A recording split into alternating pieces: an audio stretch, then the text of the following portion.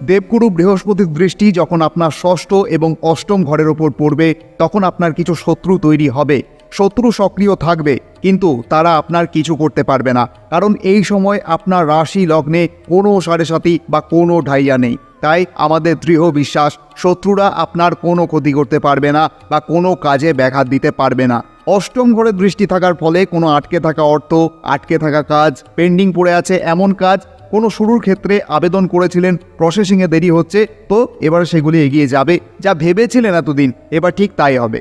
যে স্বপ্ন আপনি এতদিন ধরে দেখেছেন, যে অবস্থানে আপনি নিজেকে বসাতে চেয়েছেন, যে সম্মানের আশা আপনি দীর্ঘদিন করেছেন, এবার কিন্তু সেই স্বপ্ন সত্যি হবে। বেশ কিছু দিক থেকে আপনি এই মুহূর্তে পরিবর্তন এনে ফেলেছেন। বিশেষ করে এমন একটি দিক যেখানে আপনাকে নির্ভর করতে হতো, সেই দিক থেকে আপনার মধ্যে এমন একটি জেদ চেপে বসেছে যে নির্ভর করবেন তো করবেন শুধু নিজের ওপর। কারণ আপনি এখন বুঝে গেছেন যে কেউ কারণ নয়। যখন নিজের কোনো সুযোগ থাকে তখন সমাজের কিছু ব্যক্তি আপনার সাথে বন্ধুত্বপূর্ণ আচরণ করতে থাকে, কিন্তু যখন দেখে আপনার থেকে তার কোনো সুযোগ নেই, তখন সে টুকটুক করে কেটে পড়ে। আর এই বিষয়টি আপনি গত 2 বছর আগের থেকেই লক্ষ্য করছিলেন, কিন্তু ওই যে মানুষ অভ্যেসের দাস, তাই সরে আসতে পারছিলেন না। শুধু এই চিন্তাটাই আসছিল যদি প্রয়োজন হয় কখনো। কিন্তু যখন আপনি দেখলেন কোনো দিনই তারা আপনার কোনো প্রয়োজনে আসবে না, তখন আপনার ভুল ভাঙল। আপনি দেখলেন যে নির্ভরযোগ্যতা আসলে একটি ব্যাধি, এটা ছেড়ে দিতে হয়।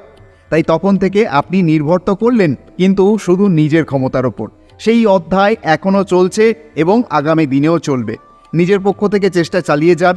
যখন দেবগুরু বৃহস্পতি আপনার দ্বিতীয় ঘরে প্রবেশ করবেন, তখন আপনার কথা বলার ক্ষমতা, যোগাযোগ, এই সমস্ত কিছুতে এক মহা পরিবর্তন আসবে। তখন আপনার প্রথম ঘর পরিকল্পনা করবে, আর আপনার দ্বিতীয় ঘর সেই পরিকল্পনার বাস্তবায়ন ঘটাবে। সকল ক্ষেত্রে যোগাযোগ উন্নত হবে।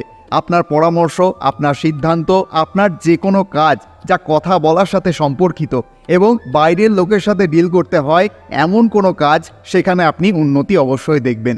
কোনো পাবলিক সার্ভিসের কাজে সাফল্য।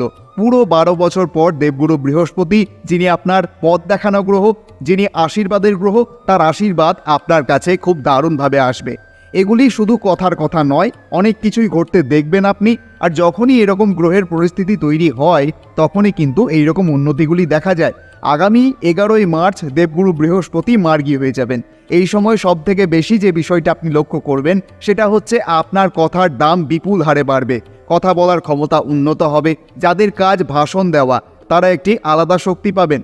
তাছাড়া সব থেকে যে উন্নতি আপনি দেখবেন, আপনার সঞ্চয় তরতর করে বাড়তে থাকবে, কারণ ওই সময় আপনি এমন কাজ করতে থাকবেন যে অর্থ আসবে বিভিন্ন দিক থেকে। 7 ফুলে সাজি ভরাতে আপনি যে বিশেষ উদ্যোগ গ্রহণ করবেন, তা আপনার আগামী জীবনকে উন্নত করবে। কারণ জুন থেকে বৃহস্পতি তুঙ্গে থাকবেন। এটা এমন একটা সময় যখন পুরো 12 বছর পর 11ই মার্চ থেকে শাস্ত্রগতভাবে বড় পরিবর্তন আসবে। আর এই সময়টি আপনার জীবনের একটা ইউটার্ন প্রমাণিত হবে। এটা শুধু আপনার জন্য না, পুরো আর্থসামাজিক দিক থেকে একটা মহা পরিবর্তন আসবে। এটা সমগ্র ব্রহ্মাণ্ডের জন্য আশীর্বাদ প্রমাণিত হবে। দেবগুরু বৃহস্পতি যখন উচ্চস্থ হবেন, তখন তিনি নিজেও স্বাচ্ছন্দ্য ভোগ করবেন এবং ফলাফলগুলি আরও ভালোভাবে উন্নত হবে। চলুন এবারে জানি আপনার সপ্তম এবং দশমপতি হয়ে বৃহস্পতি যখন আপনার দ্বিতীয় ঘরে এসে উচ্চস্থ হবেন, তখন আপনার জীবনে কি কি পরিবর্তন লক্ষ্য করবেন। দেখুন, দেবগুরু বৃহস্পতি আপনার বিবাহ, অংশীদারিত্ব, চাকরি, কেরিয়ার, কর্ম, এই সকল দিককে প্রতিনিধিত্ব করেন। তো যখন দশমপতি গুরু বৃহস্পতি মিথুন রাশি থেকেই মার্গী হবেন, ঠিক তখন থেকে আপনার ভাবনা চিন্তায় বড় বদল আপনি লক্ষ্য করবেন। আগে যদি আপনি অনেক দিন ধরে এই ভাবতে সময় নষ্ট করেছিলেন যে আমাকে এখন কি করতে হবে, কি এমন করা যায় যা করলে সব হাস্যচক্ষুকে একটা কড়া জবাব দেওয়া যায়। কারণ আর যাই হোক, আপনি যাই করেছেন এতদিন ধরে, অনেক বিরোধ, অনেক বাধা আপনি সহ্য করেছেন। আপনার আশেপাশে যেন আপনার কাজকর্মকে, আপনার ভাবনা চিন্তাকে কে অতটা গুরুত্ব দিয়ে দেখেইনি, ভেবেছে কি না কি। তাই আপনি কষ্ট তো পেয়েছেন, কিন্তু জেদ ধরে সেই কর্ম এগিয়ে নিয়ে গেছেন যে এটা আমাকে করতেই হবে, এবং এখনও জেদের সাথে, গর্বের সাথে সেই কর্মই করে চলেছেন। কিন্তু নিজের মনেও সন্দেহ এসেছে যে আমার এই পৃথিবীতে আসার কারণ কি, এত অবজ্ঞা কেন, এত হিংসা কেন, কই অন্যের সাথে তো এগুলি হয় না। কার ভাতে আপনি বালি দিয়েছেন যে এত রাগ আপনার ওপর? আপনার করণীয় কি? কি করলে তারা আপনার ওপর আর রাখবে না, অবজ্ঞাপূর্ণ হাস্য চক্ষু দিয়ে আপনাকে আর মেপে দেখবে না? কি এমন করতে হবে এবার আপনি বুঝবেন, কারণ মিথুন রাশি দ্বৈত স্বভাবের হয়ে থাকে ঠিকই, তবে যখন দ্বৈত মতামত এক হয়ে যায় তখন তার জোর থাকে আপনার কল্পনার চেয়েও বেশি। তখন আপনার মাথাকে কাজ করতে হয় না, আপনার শরীর কাজ করে। প্রথমত 11ই মার্চের পর থেকে আপনি সঠিক সিদ্ধান্ত নিতে পারবেন। আগে আপনি আপনার অস্থিরতার ফলে ভুল সিদ্ধান্ত নিচ্ছিলেন, নিজেই নিজের সমস্যা তৈরি করে ফেলছিলেন, কিন্তু 11ই মার্চের পর থেকে পরিবর্তন আসবে। আর শুধু তাই নয়, যখন বৃহস্পতি মার্গী হয়ে চলবেন তখন বৃহস্পতির দৃষ্টি থাকবে আপনার পঞ্চম এবং নবম ঘরেও। প্রেম সম্পর্কে শক্তিশালী সহযোগিতা কোনো প্রকার বাধাকে টিকতে দেবে না। যিনি দূরে ছিলেন তাকে ফিরে আসতেই হবে, আর যদি তার ফিরে আসা না হয় তবে নতুন সম্পর্ক আপনাকে আগের তুলনায় আরও ভালো অনুভূতি এনে দেবে।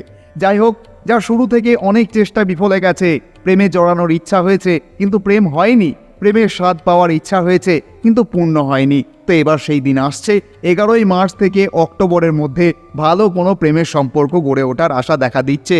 বৃহস্পতি সপ্তম ঘরের দৃষ্টি যখনই নিজের ঘরে, আর জুন মাসের 2 তারিখে যখন বৃহস্পতি উচ্চস্থ থাকবেন তখন পাকা কথা, পাকা দেখা, রং জল এই সমস্ত দিকে একটি দুর্দান্ত সহযোগিতা দেখা যাবে। আর যদি বিবাহ না হয় তবে অংশীদারিত্ব, নতুন কিছু, অন্য উপার্জনের রাস্তা খুলে যাওয়া এগুলি দেখতে পেতে পারেন। যেই মুহূর্তে বৃহস্পতির দৃষ্টি শনি গ্রহের ওপর পড়বে তখন আপনার কর্মক্ষেত্রে বিশেষ পরিবর্তন দেখবেন, যেমন ট্রান্সফার, প্রমোশন, নতুন আকর্ষণীয় চাকরি। জুন থেকে অক্টোবর মাস পর্যন্ত আপনার জন্য খুবই ভালো সময়।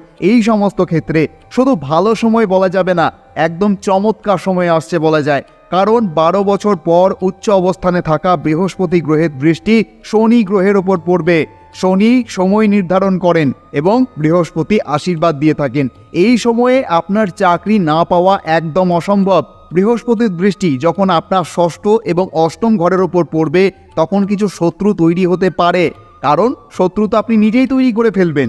তারা আর অবজ্ঞাপূর্ণ হাস্যচক্ষু দিয়ে আপনার দিকে তাকাতে পারবে না। একটি শুকনো হাসি আপনি দেখতে পাবেন, ভেতরে থাকবে জ্বলন্ত রাগ। কেন হলো, কেও এই ধরনের চিন্তা তাদেরকে জ্বালাবে, ভেতর থেকে পোড়াবে, কারণ তারা তো আপনাকে ভালো অবস্থানে দেখতেই চায় না, তারা আপনাকে তাদের ওপর নির্ভর হতে বলে। তাই শত্রু কিছু তৈরি হতে পারে, কিন্তু ক্ষতি যদিও করতে পারবে না, কারণ ভয়ও থাকবে যে পাছে আপনি কিছু করে বসেন। কিন্তু তারপরেও চাণক্য বাণী ভুলে যাবেন না, সাপের চেয়েও বড় বিষাক্ত কে। এবং সময়ে সময়ে নিজের কাছে তার প্রতিষেধক অবশ্যই রাখবেন, যাতে সেই বিষাক্ততা আপনার ধারে কাছেও ঘেঁষতে না পারে। কিছু নেতিবাচক দিক অবশ্যই জেনে রাখুন এই পর্বে। শনির দৃষ্টি দ্বাদশ ঘরে থাকায় পায়ের সাথে সম্পর্কিত কিছু বিষয়ে আপনাকে যত্ন নিতে হবে। কোনো ইনফেকশন, অ্যালার্জির ব্যাপারে সাবধান থাকতে হবে। যদি আপনি এমন কিছু কাজ করেন যেখানে আপনাকে হেঁটে কাজ করতে হয় তাহলে একটু চোট লাগার সম্ভাবনা থাকে, তাই একটু খেয়াল রাখতে হচ্ছে। আবার কোনো ভ্রমণের সময়, সেটা যে কোনো ভ্রমণ হতে পারে, একটা জিনিস অবশ্যই খেয়াল রাখবেন যে কারোর সাথে ঝগড়া, ঝামেলা, তর্ক বিতর্ক, ধর্ম নিয়ে, রাজনীতি নিয়ে যেন একদম না হয়, কারণ মিথুন রাশি একটি দ্বৈত স্বভাবের রাশি। সব রাশির মধ্যে কিন্তু এই গুণাগুণ থাকে না। আপনার একটি মন একসাথে অনেক কিছুর ব্যাপারে ভাবতে সমর্থ, তাই মিথুন রাশির যে কোনো ছবিতে আপনি দুটি মানুষ দেখে থাকেন, নিজের মধ্যেই যেন দুটি মানুষ একে অপরের সাথে তর্ক বিতর্ক করে চলে, আর তাই সিদ্ধান্ত নিতে দেরি হয়।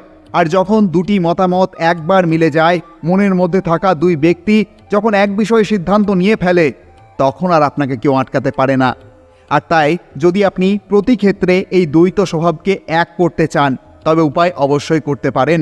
ওম ব্রাম ব্রিম ব্রোম সা বুধায় নমঃ প্রতিদিন অনির্দিষ্টবার জপ করুন। দেখার দরকার নেই কতবার হলো, আপনি অবশ্যই লক্ষ্য করবেন যে কিভাবে আপনার জীবন উন্নত হচ্ছে। রাত্রে, দিনে, শয়নকালে যখন খুশি নিজের প্রভু তথা প্রাচীন দেবতা বুধের স্মরণ অবশ্যই করুন। ভগবানের আশীর্বাদী হাত আপনার মস্তক স্পর্শ করুন। আপনি ভালো থাকুন, আনন্দে থাকুন, এই প্রার্থনাই করি। আপনি যদি এই ভিডিওটি থেকে একটু উপকৃত হয়ে থাকেন অবশ্যই কমেন্টে লিখতে ভুলবেন না। জয় মা তারা, জয় বামদেব। আজকের মতো তাহলে এখানেই বিদায় নিচ্ছি। আবার কথা হচ্ছে এপ্রিল মাসের পর্ব নিয়ে। ধন্যবাদ।